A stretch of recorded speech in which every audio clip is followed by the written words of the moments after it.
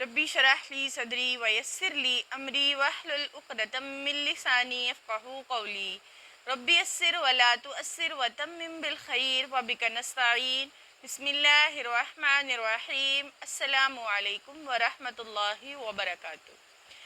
سابقہ کلاسز میں ہم نے سیکھا حرکات کسے کہتے ہیں، یعنی زبر زیر پیش کی واضح دلائل جو تجوید کے متعلق ہیں کہ زبر زیر پیش کو آخر کیا کہا جاتا ہے، ان کی ادائیگی کا مکمل طریقہ کیا ہے۔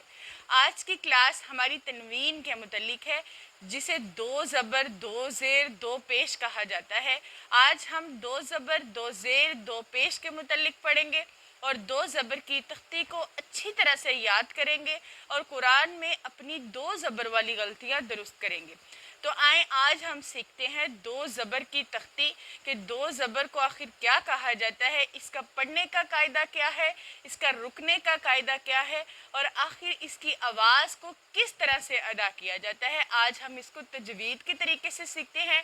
آئیے آج ہم تختی نمبر دو زبر والی تختی کو سیکھتے ہیں کہ دو زبر کو کس طرح سے ادا کیا جائے گا۔ تو آج کا ہمارا سبق ہے تنوین کے متعلق، جس میں ہم پڑھیں گے کہ دو زبر دو زیر دو پیش کو کیا کہا جاتا ہے اور دو زبر دو زیر دو پیش والے حروف کو کیا کہا جاتا ہے۔ آج ہم اس کو تجوید کے لحاظ سے پڑھیں گے کہ تجوید کی زبان میں دو زبر دو زیر دو پیش کو کیا کہا جاتا ہے اور جس حرف پر دو زبر دو زیر دو پیش آ جائے اس حرف کو کیا کہا جاتا ہے۔ تو آپ کے سامنے یہاں دو زبر دو زیر اور دو پیش کا نشان ہے۔ دو زبر دو زیر دو پیش کو تنوین کہتے ہیں۔ دو زبر دو زیر دو پیش کو تنوین کہتے ہیں۔ جس حرف پر دو زبر دو زیر دو پیش آ جائے اسے منون کہا جاتا ہے۔ جس حرف پر دو زبر دو زیر دو پیش آ جائے اسے منون کہا جاتا ہے۔ تو یہ تنوین کی مثال ہے، یہ تنوین کی تعریف ہے کہ دو زبر دو زیر دو پیش کو کیا کہا جاتا ہے۔ جس حرف پر تنوین آ جائے یعنی دو زبر دو زیر دو پیش آ جائے اسے منون کہا جاتا ہے۔ اب ہم تنوین کا قاعدہ پڑھیں گے کہ تنوین کو قاعدے کے مطابق کس طرح سے ادا کیا جائے گا اور اس کی ادائیگی کا بالکل صحیح طریقہ اور آواز کی کیا پہچان ہوگی۔ تنوین اصل میں نون ساکن ہوتا ہے۔ تنوین اصل میں نون ساکن ہوتا ہے۔ یہ ایک خاص بات ہے تنوین کے متعلق جو یاد رکھنی ضروری ہے کہ تنوین اصل میں نون ساکن ہوتا ہے۔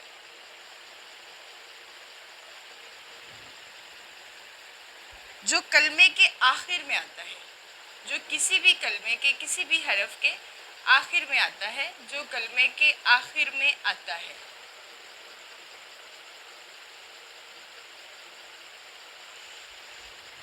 اس لیے تنوین کی آواز نون ساکن کی طرح ہوتی ہے۔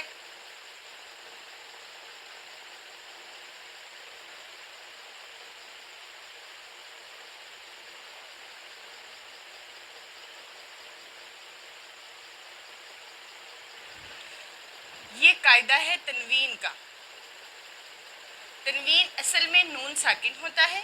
تنوین کی پہچان ہے یہ کہ اصل میں وہ نون ساکن ہوتا ہے جو کلمے کے آخر میں آتا ہے۔ اس لیے تنوین کی آواز نون ساکن کی طرح ہوتی ہے، جیسے کلمے کے آخر میں آتا ہے۔ اس لیے تنوین کی آواز نون ساکن کی طرح ہوتی ہے، جیسے آواز کے لحاظ سے میں آپ کو بتاؤں گی کہ تنوین کی آواز اور نون ساکن کی آواز آخر ایسی کیا بات ہے جو ان کا قاعدہ ایک ہے کہ تنوین اصل میں نون ساکن کیوں ہوتا ہے۔ جیسے حمزہ دو زبر ان ان کی آواز آ رہی ہے۔ اگر ہم لکھتے ہیں حمزہ زبر نون ان تو ان دونوں کی آواز ایک جیسی ہے۔ حمزہ دو زبر ان حمزہ زبر نون ان تو دونوں کی آواز ایک جیسی ہے۔ اس لیے قاعدے کے مطابق یہ قاعدہ ظاہر ہو گیا ہے کہ تنوین اصل میں نون ساکن ہوتا ہے جو کلمے کے آخر میں آتا ہے۔ اس لیے تنوین کی آواز نون ساکن کی طرح ہوتی ہے۔ اسی طرح اگر حمزہ دو زیر ان ہوگا تو یہاں پر حمزہ زیر نون ان ہوگا۔ تو یہ میں نے آپ کو قاعدہ بتایا تنوین اور نون ساکن۔ اصل میں تنوین جو ہے وہ نون ساکن ہی ہوتا ہے کیونکہ اس کی آواز میں ان نون کی آواز آ رہی ہے، اس لیے یہ تنوین کی آواز نون ساکن کی طرح ہوتی ہے جو کلمے کے آخر میں آتا ہے۔ اب کلمے کے آخر میں آتا ہے یہ بات ہم جانیں گے قاعدے کی تختی میں۔ اس کے علاوہ زبر دو زبر والی تنوین کے متعلق میں آپ کو ایک قاعدہ سمجھاتی جاتی ہوں۔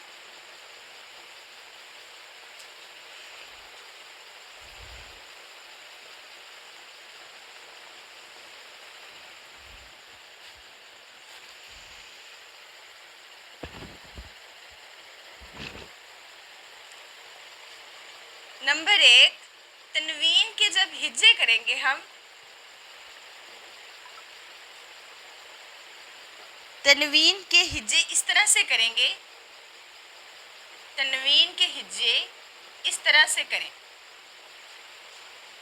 یا آپ اپنی نوٹ بک میں نوٹ کریں کہ تنوین کے ہجے کس طرح سے کریں گے۔ میم دو زبر من، یہ دو زبر کی تنوین آ گئی ہے، میم دو زبر من۔ اس کی آواز کو ہم کیسے ظاہر کریں گے؟ میم دو زبر من، یہ ہم نے ہجا کیا اس کا، دو زبر کی تنوین کا ہم نے ہجا کیا، میم دو زبر من، یہ ہجے کرنے کے طریقے ہیں دو زبر کی تنوین کے۔ اس کے بعد میم اس کا دو زبر کی تنوین کا ہم نے ہجا کیا، میم دو زبر من، یہ ہجے کرنے کے طریقے ہیں دو زبر کی تنوین کے۔ اس کے بعد میم دو زیر، میم دو زیر من، وہی قاعدہ ادا ہو رہا ہے کہ تنوین اصل میں نون ساکن ہوتا ہے جو کلمے کے آخر میں آتا ہے، اس لیے تنوین کی آواز نون ساکن کی طرح ہوتی ہے۔ میم دو پیش من، میم دو پیش من، یعنی جب ہم ہجے کریں گے یا اپنے بچوں کو پڑھائیں گے یا کسی کو سمجھانا ہے یا خود سمجھنا ہے تنوین کے متعلق، تو اس کا ہجے کرنے کا طریقہ یہ ہے، میم دو زبر من، میم دو زبر من، میم دو زیر من، میم دو پیش من۔ قاعدے سے ہم نے یہ سمجھا کہ تنوین اصل میں نون ساکن ہے جس کے آخر میں نون ساکن کی آواز آتی ہے، اس لیے یہ کلمے کے آخر میں آتا ہے، اس لیے اس کی آواز تنوین کی آواز نون ساکن کی طرح ہوتی ہے۔ تو آج کا ہمارا جو سبق ہے وہ دو زبر کی تنوین ہے، جس کی ہم مثال بھی پڑھیں گے، قاعدہ بھی پڑھیں گے اور تختی کے ساتھ اس کی اچھی طرح سے تیاری کریں گے کہ دو زبر کی تنوین کی ادائیگی کس طرح سے ہوگی۔ دو زبر کی تنوین کے لیے ایک ضروری بات یہ ہے کہ دو زبر کی تنوین کے ساتھ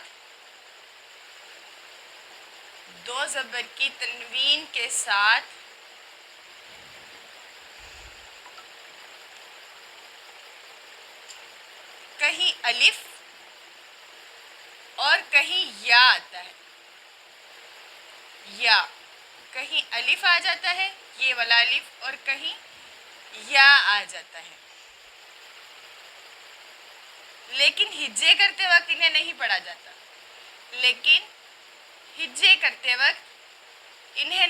جاتا، یہ میں آپ کو قاعدے کی تختی میں واضح کروں گی کہ ہجے کس طرح سے کیے جائیں گے۔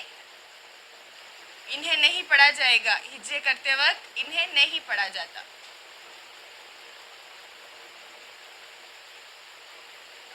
دو زبر کی تنوین کے ساتھ کہیں پر الف آ جاتا ہے اور کہیں پر یا آ جاتا ہے، جیسے با دو زبر بن، اور کہیں آ جاتا ہے دال دو زبر دن، لیکن ہجے کرتے وقت ہم ان کو نہیں پڑھیں گے۔ ان کو کب پڑھا جائے گا اس کا قاعدہ ہم اگلی کلاس میں پڑھیں گے کہ دو زبر کی تنوین کے ساتھ جو الف اور یا آ جاتے ہیں ان کو کب پڑھا جائے گا. یہ جب ہم آیات کی طرف اور وقف کرنے کے قاعدے سیکھیں گے اس وقت ہم ان کے متعلق پڑھیں گے کہ الف اور یا کا کیا مطلب ہے. لیکن دو زبر کی جب ہم تنوین کر رہے ہوں گے ہجے کر رہے ہوں گے وہاں پر ہم ان کے ساتھ الف اور یا کو نہیں پڑھیں گے. یہ بات ذہن میں رکھنی ہے کہ صرف دو زبر کی تنوین کے ساتھ کہیں الف اور کہیں یا آ جاتا ہے لیکن ہجے کرتے وقت ہم اسے نہیں پڑھیں گے. اس بات کا خاص خیال رکھنا ہے. تو دو زبر کی تنوین کی تختی ہم کس طرح سے پڑھیں گے؟ پہلے ہم ان کو حروف تہجی کے ساتھ پڑھیں گے. اس کے بعد یہ حروف جو ان کی آواز ایک جیسی ہے اس کے ساتھ پڑھیں گے. اس کے بعد ہم ان کے حرفوں کو پڑھیں گے جہاں مرکب حروف ملا کر فتحہ بھی آئی ہے کسرہ بھی آئی ہے اور دو زبر کی تنوین بھی آئی ہے. ہم نے پڑھا کہ دو زبر دو زیر دو پیش کو تنوین کہا جاتا ہے. جس حرف پر دو زبر آ جائے گی اس حرف کو منون کہا جائے گا. اب اس کو ہجے کس طرح کیے جائیں گے؟ ہجے کرتے وقت دو زبر کی تنوین میں یہ خاص خیال رکھنا ہے کہ یہاں الف اور یا بھی آئیں گے لیکن ہم اس کی ادائیگی نہیں کریں گے.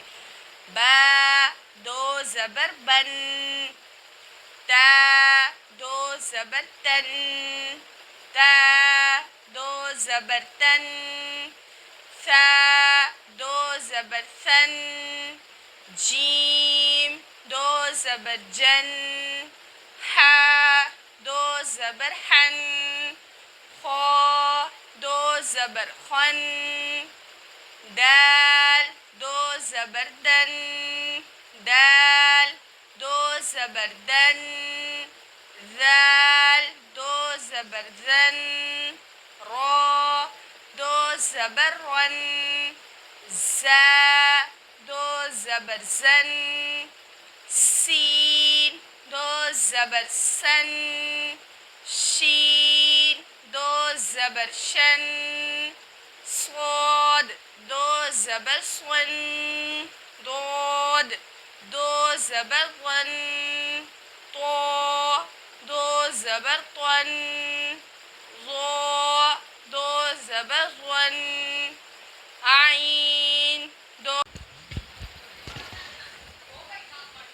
دو زبر کی تنوین کی تختی آج ہم کریں گے جس سے ہمیں یہ سمجھ آئے گی کہ دو زبر کی تنوین کے ساتھ کہیں الف اور کہیں یا جب آتا ہے تو اس کی ادائیگی کس طرح سے کی جاتی ہے اور دو زبر کی تنوین کو کس طرح سے حروف سے ملا کر پڑھا جاتا ہے.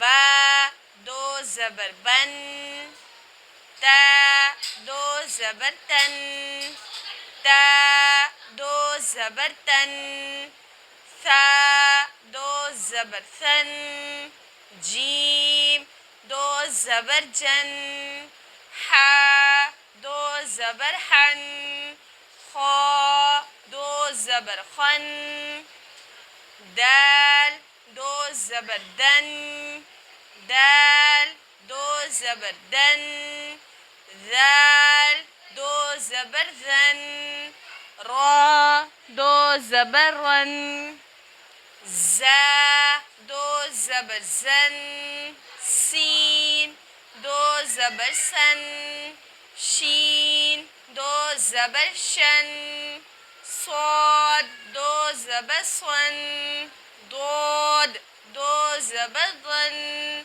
طا دو زبر طن، ظا دو زبر ظن، عین دو زبر عن، غین دو زبر غن، فا دو زبر فن، قاف دو زبر قن، کاف دو زبر کن، لام دو زبر لن، میم دو زبر من، نون دو زبر نن، واو دو زبر ون، ہا دو زبر ہن، حمزہ دو زبر ان، حمزہ دو زبر ان، یا دو زبر ین. تو یہ سارے حروف ہم نے دو زبر کی تنوین کے ساتھ پڑھے، جہاں ہم نے قاعدے کے مطابق یہ پڑھا کہ دو زبر کی تنوین یا منون حروف جو ہوتے ہیں ان کے آخر میں نون ساکن کی آواز آتی ہے۔ تو ان سب سے ہم نے یہ واضح پڑھا کہ آخر میں نون ساکن کی آواز آئے گی۔ اب یہ ایک جیسی آواز والے حروف ہیں لیکن ان کی ادائیگی مختلف ہے، تو دو زبر کی تنوین میں ہم ان کی ادائیگی کس طرح سے کریں گے؟